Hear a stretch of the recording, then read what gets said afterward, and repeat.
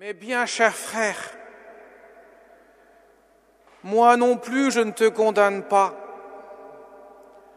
Va et désormais ne pêche plus. Mes chers amis, imaginez la situation que Jean nous décrit dans l'évangile que nous venons d'entendre.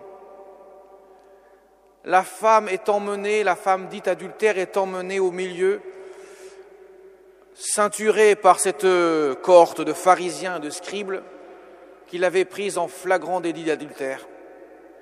Et voilà qu'ils se disent, enfin nous avons quelque chose pour le piéger Jésus. Parce que s'il dit, il ne faut pas la lapider, ça veut dire clairement, il ne respecte pas la loi de Moïse, donc c'est un imposteur, un blasphémateur, c'est un ennemi du peuple. S'il dit qu'il faut la lapider, à ce moment-là, il manquerait de bonté, il se contredit dans ce qu'il a dit avant. Mais voilà que Jésus va donner une réponse surprenante. Tout d'abord, on peut se poser la question, pourquoi seule la femme est adultère? L'homme ne le serait-il pas? Où est-il celui-ci? Pourquoi Moïse ordonne de lapider seulement les femmes adultères et non pas les hommes? Alors mes chers amis, il faut bien comprendre une chose, c'est qu'en fait, la femme en question, c'est l'image du peuple de Dieu. La relation entre Dieu et son peuple, c'est la relation du mari et de la femme, telle qu'elle est exprimée dans les Saintes Écritures. Et quand Moïse parle de cela, en quelque sorte, il renvoie au peuple pécheur. Et l'on sait bien que le peuple, malgré que Moïse l'ait fait sortir, bien sûr par la puissance de Dieu de l'Égypte, où il était retenu en esclavage, ce peuple n'a cessé d'être un peuple adultère.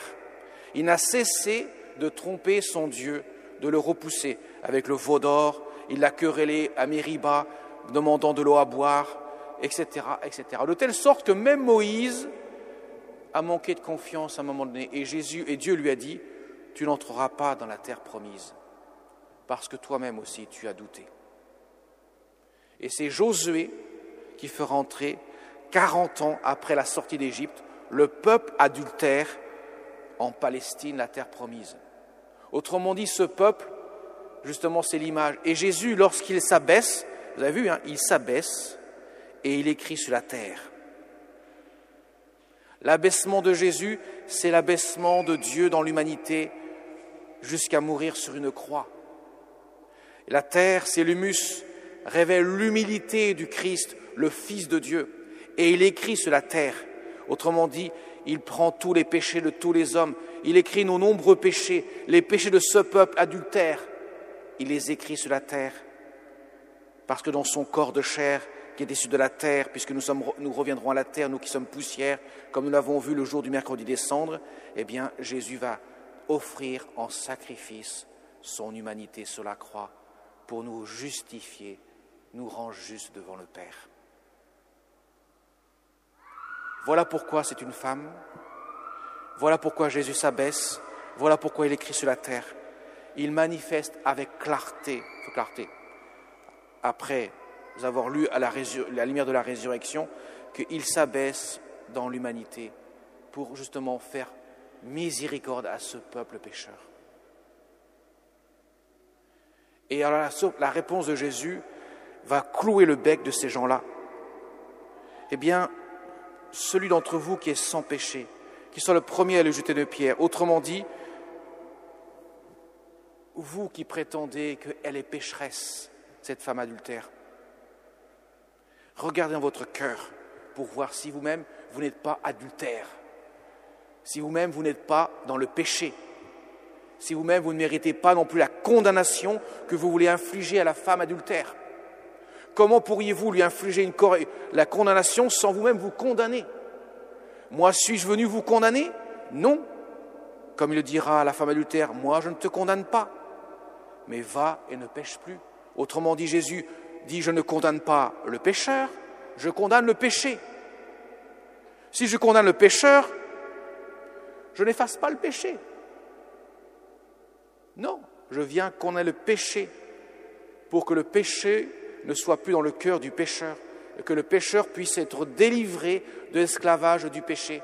Voilà pourquoi Jésus lui-même s'est offert en sacrifice sur la croix, afin que nous puissions, nous pécheurs, être rendus justes devant le Père et ainsi bénéficier de sa miséricorde. Et là, la réponse de Jésus va les saisir d'étonnement, de stupeur, de telle sorte que personne ne prendra une pierre. Qui est sans péché? Personne. Et même, c'est les plus anciens qui vont commencer à partir, parce que les plus anciens, évidemment, ils ont commis plus de péchés. Et ils voient que dans leur cœur, il y a un problème. Vous voyez que Jésus, sa réponse est à plusieurs niveaux. Non seulement pour la femme pécheresse, qu'il dit qu'il ne faut pas condamner, mais au contraire qu'il faut condamner son péché, bien sûr, mais aussi le peuple dont ils font partie, ces scribes et pharisiens, et eux-mêmes qui sont des pécheurs. S'ils veulent qu'on condamne la pécheresse, il faudra qu'ils eux-mêmes se condamnent eux-mêmes. Et s'ils se condamnent eux-mêmes, ils ne seront pas sauvés. Ce qui veut dire que si je condamne le pécheur, je ne le sauve pas. Autrement dit, c'est le péché qui a gagné. Mais Jésus dit non, je viens vous sauver de vos péchés. Le péché vous a ligoté, vous a enfermé, vous a endurci, de telle sorte que la vérité qui est exposée devant vous, vous ne l'accueillez pas. Le bien que je vous montre, vous ne le recevez pas. D'abord, délivrez votre cœur, et ainsi vous verrez la grâce agissante de Dieu. Mais cela ne pourra se produire que lorsque Jésus sera monté sur le bois de la croix, lorsqu'il aura expiré. Le premier à confesser la foi sera le centurion romain. Celui-ci était vraiment le Fils de Dieu. Voyez, mes chers amis, ô combien Jésus, dans la réponse qu'il donne à la femme adultère, il donne en quelque sorte la réponse qu'il vient opérer dans son offrande, dans son sacrifice sur la croix. Il vient nous sauver. Alors pour nous, ça a des conséquences, ça.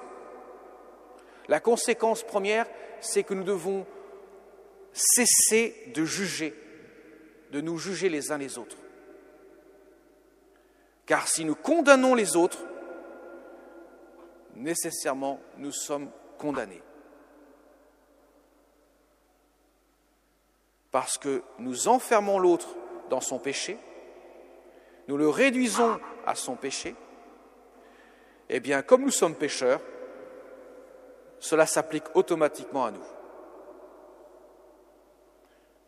Par contre, si nous laissons au contraire notre cœur délivré en ouvrant, en scrutant de la conscience de notre cœur, de ce qui se passe dans notre cœur, et nous confessons notre péché, nous demandons pardon au Seigneur,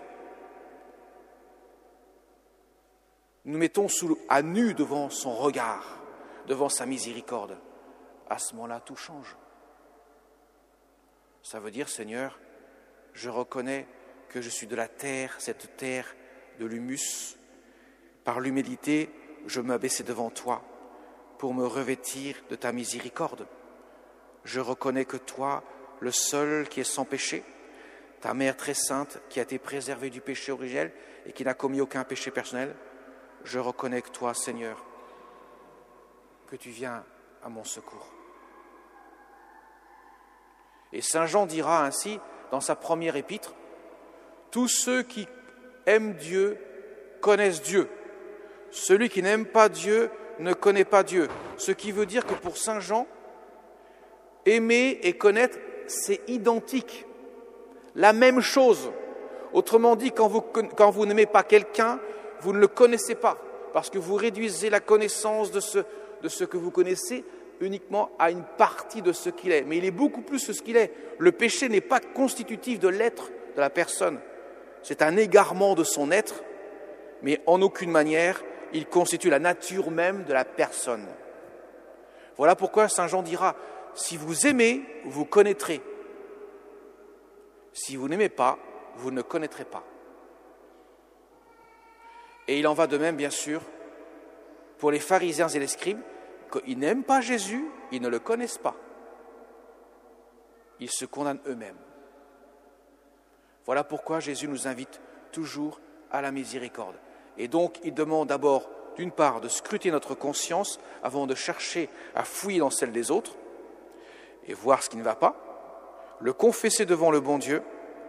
Il y a un sacrement pour cela, le sacrement de réconciliation qui existe, qu'il a institué pour cela, pour nous mettre dans sa miséricorde, être enveloppés de l'amour miséricordieux de Jésus. Ce n'est en aucun cas pour punir, au contraire, c'est pour nous libérer. C'est toujours pour libérer l'homme de ce qui le pèse, de ce qui pèse sa conscience. Et croyez bien qu'en tant que confesseur, je vois le poids que le pénitent laisse au pied de la croix et la grâce de la joie, de l'amour, de la miséricorde qui le revêt. C'est une vraie libération. Parce que dans ce sacrement-là, Jésus va jusqu'à donner sa grâce dans le fond de l'âme. Il agit dans le cœur, dans l'âme. Alors mes chers amis, ça c'est la première chose, scruter notre conscience et d'autre part, renoncer au péché. Scruter notre conscience pour dire, Seigneur, je confesse mon péché et y renoncer. Et se laisser porter par la miséricorde de Dieu. Tel est ce que la Vierge Marie nous montre dans sa vie. Elle qui est sans péché, sans cesse, elle met son cœur à nu devant Dieu, de telle sorte qu'elle ne cesse de faire la volonté de Dieu. Et elle est portée par la grâce de Dieu.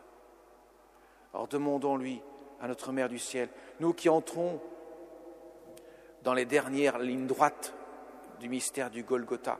D'ailleurs, aujourd'hui, on commence par voiler les croix. On pourrait même voiler les statues, comme le demande la liturgie, pour manifester ce caractère de pénitence dans laquelle la liturgie nous fait entrer, pour manifester clairement que nous entrons dans ce dépouillement, comme le Christ s'est dépouillé de lui-même, pour nous revêtir de sa grâce. Croyez bien que le cheminement de la vie du Christ sur la terre est un cheminement de vie spirituelle pour chacun d'entre nous. On ne peut pas séparer la grâce de la miséricorde de Dieu du dépouillement de nous-mêmes. Le Christ s'est abaissé pour qu'il puisse nous revêtir. Nous ne pouvons pas nous revêtir du Christ si nous ne commençons pas par nous dépouiller de ce qui encombre notre âme et qui est contraire au Christ. Voilà pourquoi il y a ces deux mouvements. Va et désormais ne pêche plus, c'est cela. Accueille ma grâce que je te donne, je ne te condamne pas, au contraire je te pardonne, mais désormais ne pêche plus.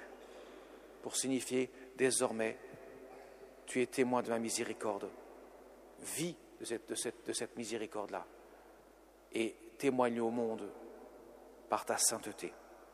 La Vierge Marie, elle est là pour nous soutenir dans cette épreuve, car c'est une épreuve pour nous, effectivement, ce combat contre nous-mêmes, pour nous laisser porter par la miséricorde de Dieu. Mais croyez bien, chers amis, c'est la joie du baptême que nous renouvelons à chaque instant de notre vie quand nous confessons notre péché pour nous laisser revêtir de sa grâce et afin de repartir avec le cœur plein de grâce et de vérité. Amen.